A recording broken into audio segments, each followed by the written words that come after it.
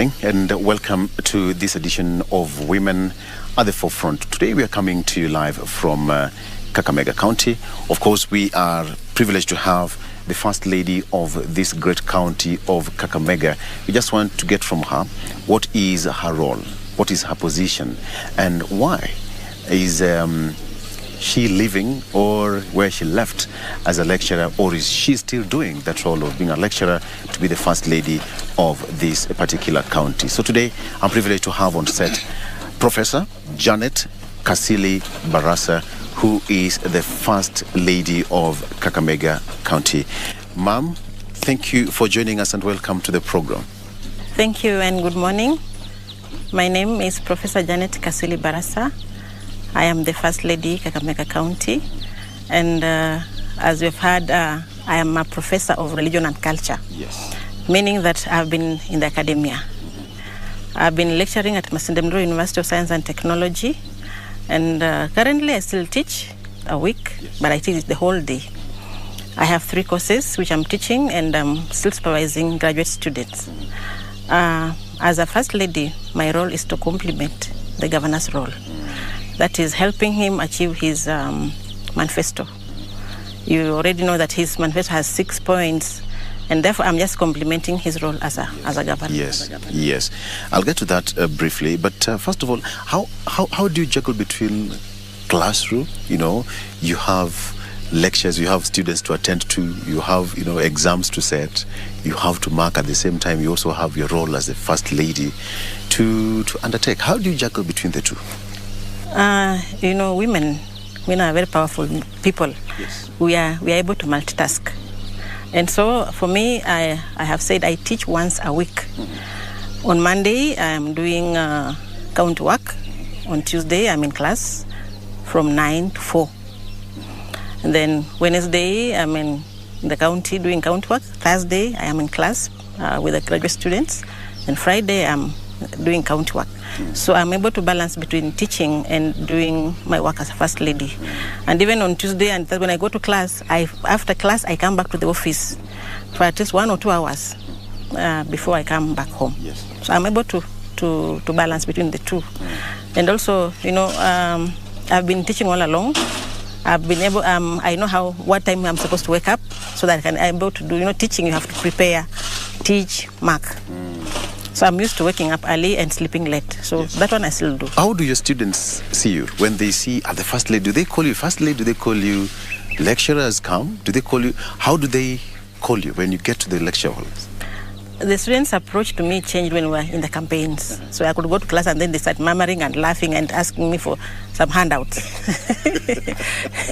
So right now, their approach to me is different. Yes. They see me as the lecturer, yes, but they see me as the First Lady. So it's not usual, like the way it was. Okay. Even when they come to speak to me, they say, First Lady, they say, no, Professor. So they mix the two, which is okay. Yeah. Okay, let me get to understand one thing. So what is your role as a First Lady of the county of Kakamega? Basically, we have got other counties, but basically, what is your role as a First Lady of this county? My role as a First Lady, I've already said I'm supposed to complement the governor's work, to help him achieve his mandate. But there are particular roles that a First Lady has to do. For example, we are the ones, First Ladies are the ones, or First Spouses are the ones who are in the community. Meaning, you are the one interacting with people on a day-to-day basis. Yes. You are the one handling community issues. For example, somebody is unwell, they'll come to you as a First Lady. Somebody has no food, they'll come to you as a First Lady. Somebody has no school fees, they'll come to you as a First Lady. So basically, my role as a First Lady is to help the community members, help the community, at least help them in their day-to-day activities, their day-to-day life challenges. Let me call them challenges because there are so many challenges in the community. So my role is to help the community live a better life, help them solve their problems, solve their issues that are stressing them. So I have focused mostly on women and the youth. Women, because the women are the ones who are carrying the whole load of the community. We know that a woman is the pillar of the family. A woman is a pillar of the society. She's a pillar of development. And because she has all these things on her shoulders, then obviously she's heavy laden, if I can put it. So I help the women to go through the challenges, and also the youth. And besides that, I am a nutrition champion in the county. Being a nutrition champion, I'm supposed to help the women, mothers, have good nutrition. But basically, the whole, not just necessarily mothers, but everybody in the county to focus on good nutrition, so that we don't have malnutrition. But I'm focusing on the mothers because we have expectant mothers, we have lactating mothers, we have babies.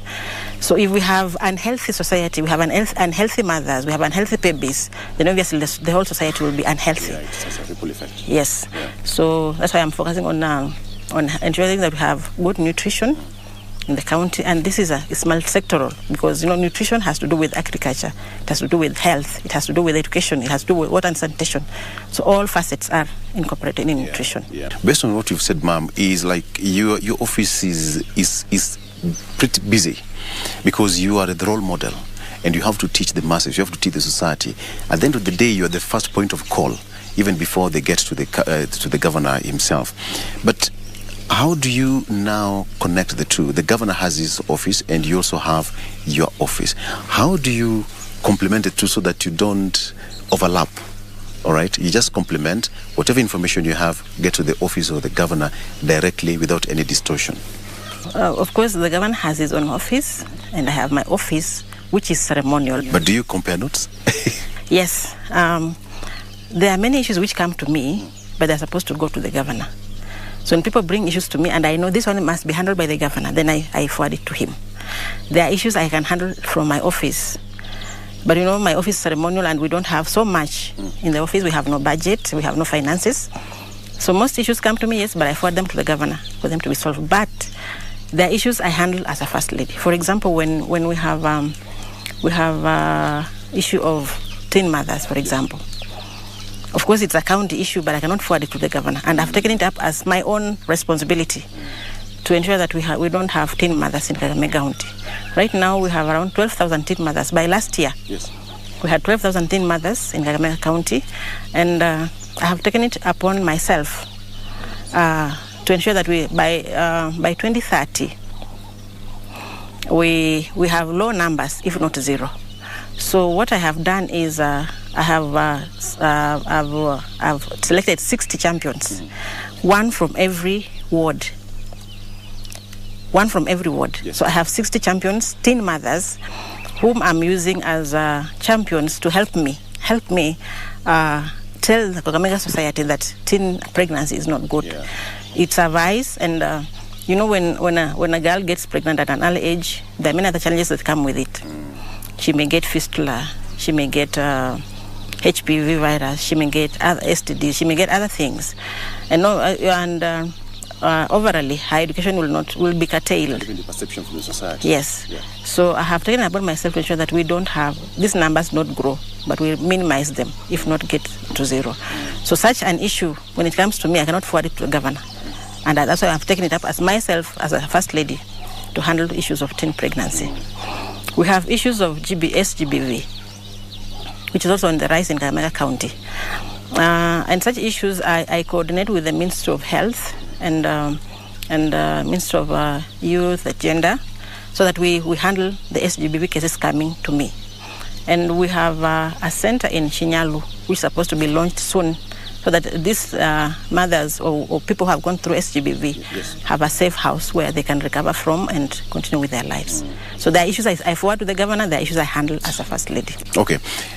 That's again paints a picture of how busy your office is. So how is a day-to-day like? At what time do you start your day? Like I've already said, that I've been a lecturer. Yes. And being a teacher, you have to prepare, teach, mark, and the like.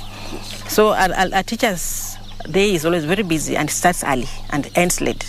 So for me, I wake up at 5. My day starts at 5. We are parents. We have children going to school. We have junior secondary. We have grade 5. So I have to wake up at 5 and ensure that these two, the junior secondary and the one in grade 5, are ready for school. So When they leave for school, then I began doing my work as a professor. Maybe I have something to prepare for a class. I have research work to guide. I have notes to prepare, so I do that. Then also prepare breakfast for us, me and the governor and the family members. Then if it's my day to go to class, then I leave for class. If I'm going to the office, I go to the office. Then my day goes through like that till evening. Yes. Let me ask you a question. Were you prepared for this transition from where you were living a quiet life, as a close-knit family, as a lecturer who was attending to just a small number of students, and then all of a sudden you're exposed to a country with over 1.6 million people? Were you prepared for that transition? If not, how is it so far, the experience? I wasn't prepared for the transition. Yes. And I wasn't prepared for the public space. So initially it was not easy because I was used to living this quiet life, leave this home, go to class, teach, come back, and I'm just having students around me, But I began transitioning during the campaign because, we never campaigned together with the governor. He had his own team, I had my own team. So when we go to the campaign, we go to a rally, all eyes are on me. Yes. Yeah. So even my team members will speak and do whatever they're doing, but all eyes are on me. So that's when I began transitioning slowly that my space is gone, if I can use that word. So slowly by slowly, I started getting used to the crowds, public space. And now, yes, but it has not been easy. Yeah, because I wasn't prepared. I wasn't ready. You're not ready? No. When the moment you're going through the campaigns and the governor approached you and said, he wants to run for the office of the governor, how did you receive that information, first of all? Initially, I was resistant. Actually, I refused. Because, we are a young family. Yes. I've told you we have one in our acting last born is in grade 5. The other one is in junior secondary. Then we have 2 other elder ones. So for me, our family was too young to get in the public space. And also, I had never dreamt of being in the political space. I knew I was a teacher. I'll just teach, live my quiet life. Yeah, that's it. So initially, I resisted. But then I realized that as I was resisting, he wasn't relenting. So I let it go. Okay. And then you said, okay, fine, you have your way. Are you happy with now the situation is he's out there serving the people of Kakamega. He's now a national figure. He's chairing one of the most important committees at the COG. How has this changed from where it was initially to his position as the governor and now even you as the first lady of this county now? For him, he was already in the public space. He was a CEO. Yes. Okay. But now, he being the governor, being the chair of the finance committee in the COG, somehow he's, of course, that time he was a CEO, yes, but he wasn't as busy as he is now. So right now, we are here at home with him, but he's near yet so far. Near yet so far because he'll come to home in the evening, but he's coming with guests, political guests, okay? So they'll spend time talking the issues. Then it's quite late, maybe the boys have gone to sleep. They wake up early and go to school. Has not woken up. So for us as a family, we don't have a lot of time with him. Yeah. But I appreciate it because we are serving the community. So we are serving the larger community, the larger family, which is okay. Let's come back to your position as the first lady of the county. You have a caucus, and you have got 47 counties across the country. How do you relate as the first ladies across all the 47 counties? Again, beginning from the first lady of our nation, Rachel Ruto. As first ladies, we have an association or a caucus which is called the County First Ladies Association, CIFLA, yes, in short. So CIFLA, it brings together all the 47 first ladies from all the 47 counties. And what we do is we normally have meetings where we meet and discuss issues in our different counties. And as we discuss issues in our different counties, we look for partners to help us solve these issues.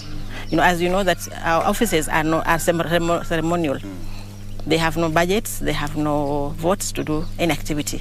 Yet we have all these activities we are supposed to do in the community. So when we meet, we discuss issues in different counties, but we also look for partners to help us solve the issues in our counties.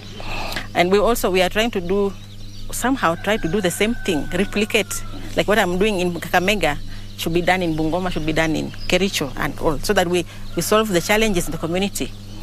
Similarly, though we know some communities have more challenges than others. And what Mama Rachel is doing, we are also doing it in our small way. Yes. Though luckily her office is well catered for. And I wish ours were also catered for the way Mama Rachel's office is catered for. Are these some of the discussions that you have during your caucus meetings? Sure. We raise such issues, and we are requesting the COG to help us legalize our offices so that we are able to run activities comfortably. We are also requesting the First Lady's Mama Rachel and His Excellency the President, because we are the heart, if I can use the term. We are the heart of the community. Yeah. We are the heart of the county. And you cannot be the heart of the county if you cannot reach everybody, you cannot help them in any way. So we pray that our offices are legalized, then you can help us run our activities properly. That reminds me, anytime you call a governor and they don't pick this line, they usually say, if you want to get hold of the governor, ongea na madam, utampata. All right, this question of girl child, and being a lecturer, being a parent, and now being a mother of the first of a county of Kakamega County. Tell me your situation and your state and your position in the issue of girl child and boy child kind of upbringing in the current society. When we look at Kakamega County, like I've already mentioned, we have issues of teen pregnancy. And as at last year, we had 12,000, almost 13,000 teen mothers in Kakamega County. And that is the reason why I have taken it upon myself to champion the issue of teen pregnancy. Championing, not saying that I'm encouraging, but I'm saying that we have to reduce the numbers of teen pregnancy. Yes. So we are focusing on the girl child. And right now, like I've told, I have 60 champions whom I've already sent back to school. Some dropped out in class 8, some dropped out in Form 1, some in Form 2, even Form 4. Even in our neighboring school here, I have one I've sent to a neighboring school here, in our day school. She's in Form 4. So the challenge is, we have these teen mothers, and when they become pregnant, many other negative things follow. Yeah. But we are not saying that the boy child is forgotten, because this teen mother got pregnant by a teen boy somewhere or a mature man somewhere. So as we speak to the teen girls, we're also speaking to the teen boys, the youth, because we should not behave like they're not there. Yeah. We should not forget them. So for me, I want to speak to both the teen girls and the teen boys, or the youth, so that they're able to take care of each other, be each other's keeper, be brother's or sister's keeper. So that when we speak to the boys, they should understand why it's wrong for these girls to get pregnant early. When they understand why it's wrong for them to get pregnant early, then they'll help us reduce the numbers. We recently had the World International Women's Day, and from 1995, Kenya as a nation has made a lot of steps. But let me get your point on this in terms of celebrating women and the achievements they've made. Do you really think that women have so far put their selves in the limelight, as it was, proposed in Beijing in 1995? Thank you. When we look at the women right now from 1995, they have made enormous strides in having opportunities. But we cannot say we have achieved what we wanted. When we look at we look at the political space, we realize we have women MPs, we have women MCAs, we have women governors, but we have not reached the 50-50 that we would prefer to have. And even the 2/3 gender rule is still a big headache even to the government, to the national government. Many institutions have not achieved the gender rule, though it's in the constitution. So we say women have achieved, yes, but not what is required. And despite the few opportunities, we still have many challenges. We realize that even these ones who are in positions of power, some are still going through challenges from their male bosses, for example. We still have some who are denied leave, for example, like I am expectant, I want to go on leave, or I'm unwell. Then we are told, this woman is always asking for leave. So despite the few opportunities we have had, we still have many challenges that women still go through. So we haven't achieved what we would like to have as women, but we have made some strides. Recently, you've been visiting prisons and talking to them, educating them. Please tell me more about that. Recently, yes. On Monday this week, we visited Kakamega Women Prison, just in line with the celebration of the International Women's Day. These ladies are in prison. Their freedom is a bit curtailed. They don't mix with the other society. They don't enjoy the rights that those of us who are free, have. So I feel as a way of celebrating the International Women's Day, I should visit them and give them a word of encouragement, give them a few gifts here and there. Remember, when they're in prison, there are many basic needs they don't have. So we visited them on Monday, and we carried a few presents for them. We had sanitary pads, we had soap, we had mafuta ya kujipaka, we had soda, bread. And they have babies. Yeah. There were 100 women in the prison and 15 babies. One baby was just 1 week old. So we had to carry baby clothes, pampers, diapers, unga for uji for the babies, and a few other goodies. And what shocked me is I was told nobody has ever visited them. In the last 10 years of devolution, no one has ever visited them. So they were shocked that even I was going to visit them. And they were so happy. Yeah. And what also shocked me is when I gave them soap, those women went wild. Soap, hii sabuni ya kipande. Hey mama, we don't have this. Mungu amekuleta wewe utupatie hii sabuni leo. They went wild. If you see, Saidi has the audio, you'll see it. So there's a mama who prayed for me, I don't know how many times. When I just gave her soap, she began praying. When I gave her soda, she was praying for me and my generations to come. So then you realize there are small things, but which really mean a lot to people. Yeah. Small things which mean a lot, and they're the same things that even these people in the community are facing. Small things which they don't have, and they really mean a lot. Imagine just sabuni ya kipande. They don't have soap, they don't have, na tukaambiwa tununue mafuta ya ng'ombe. Mafuta ya ng'ombe? Tusinunue mafuta ingine yoyote, tununue mafuta ya ng'ombe. We bought the mafuta ya ng'ombe, we bought them sanitary pads, and then tissue. Now, those are basic things, but they don't have. Yeah. That tells a lot that we should be appreciating whatever little we have out here, in a big way. We need to be thankful. So I just went there to encourage them that even though they're in prison, life does not come to an end.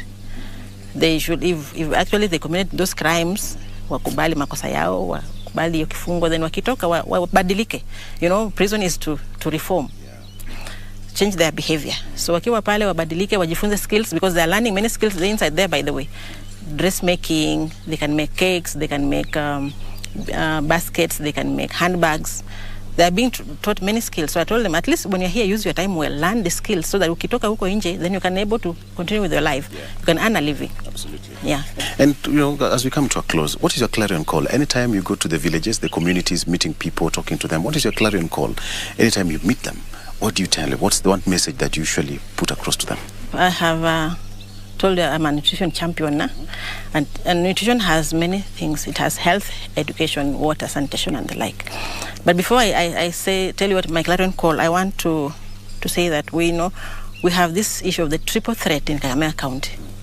Triple threat meaning we have SGBV, we have HIV and AIDS, and then we have teen pregnancy. Those three, the triple threat. So every time I go out, I'm speaking to people about health. And in this case, health, I'm talking about cancer, cervical cancer, and teen pregnancy. You know, we have many cases of cancer in Kakamega County, and many times people don't come out to. Some don't know that they have the cancer. Yeah. Some know it, but they don't go for treatment because it's expensive. Some don't go out, especially the men, because of stigma. Yeah. So every time I'm out there, I speak to you about health. And for us in Kakamega County, we have been going around as LEREP. LEREP is Lake Region Economic Bloc. So we have been going around as LEREP spouses to advocate against cancer, to screen and then to give vaccination to teen girls. So every time I'm out, I'm speaking about cancer. Let us go out and get tested. Yeah. Let us go and get screened. If we have it, if we are positive, then let's go for treatment. If we don't have it, then okay, we thank God. So for us in Kakamega County, we have a screening and awareness camp on 17th. We are doing it in Matungu, at the Matungu Health Facility, where we want to have advocacy, we want to screen, we want to give vaccination. Because many people have cancer, but they don't know about it. But my clarion call, every time I'm somewhere, I'm talking about teen mothers. That as Kakamega County, I am a teacher myself, I am a woman, so I wouldn't want our young girls to get pregnant early. So I'm saying that let us get rid of teen mothers in Kakamega County. Let us have a county where all of women have gone to school. Remember, I've just said that a woman is the pillar of development. A woman is the pillar of the family, the society. So if we have this woman who is educated, up to a certain level, of course not necessarily going up to the tertiary level, but at least to some level, she'll be able to take care of her own children as a mother. She'll be able to give them good nutrition as a mother. She'll be able to take care of the society as a mother. She'll be able to do other economic activities in the society as a mother. And therefore, for me, I'm saying that let us have no teen mothers in Kakamega County. Let us reduce the numbers. Would you consider running for a political office? No, that one not now. For now, no. No. Maybe later on, but as for now... You're okay with what you are? I'm okay with what I'm doing. I'm just supporting him. Fine. All right. Thank you so much for talking to us. And of course, you've just given us, the facets of how we should be doing things in life, and of course as your role as a first lady, and what you want to achieve at the end of the day. If you allow me to say one thing, right. We have this issue of LGBTQ. Yes. We as an African society, as a Kenyan society, we are Christians, we are Muslims, we are indigenous religionists. And as a cultured people, we don't allow such. The issue of ati wewe umeoa huyu mwenzako hapa na mimi nimeolewa na huyu mwenzangu hapa. Culturally it's wrong, religiously it's wrong. The Bible talks against it, the Holy Quran talks against it, and indigenous religion talks against it. So for me, as a first lady, I want to tell our Kakamega people and the nation at large that the issue of LGTBQ is wrong. We cannot entertain it. Even if the Supreme Court talked about saying that they should be allowed to associate, they're associating for what purpose? We cannot just pick, what do I call it? Practices from the Western practices from Western countries and bring them to us and enforce them on our children. And this is happening amongst the youth mostly, unfortunately. So I would like to urge our people that let us speak to our youth. Let us guide them on the good morals, on the good values. We know that we were created man and woman for each other. So even you rather marry many wives than marrying your fellow man. That's a lesser evil, if I put it. But the issue of men marrying their fellow men, women marrying their fellow women, I don't agree with it. As a lecturer of social and religious studies, you completely condemn that. I do. All right. I condemn it. Okay. Thank you so much. Thank you too. Thank you so much. Absolutely. We have just that limited time, but of course we'll continue doing more and more, and we just encourage you to continue doing your job, much as you don't have a budget, but hey, sometimes it goes beyond a budget. What you give the society is quite important. Thank you so much. Of course, we've been talking to Professor Janet Kasili Barasa, who is the First Lady of Kakamega County, talking to us on what she thinks is her role and what is she doing to uplift the livelihoods of the people of Kakamega and Kenya in general. That is all from here. My name is Victor Oloo. Have a good morning.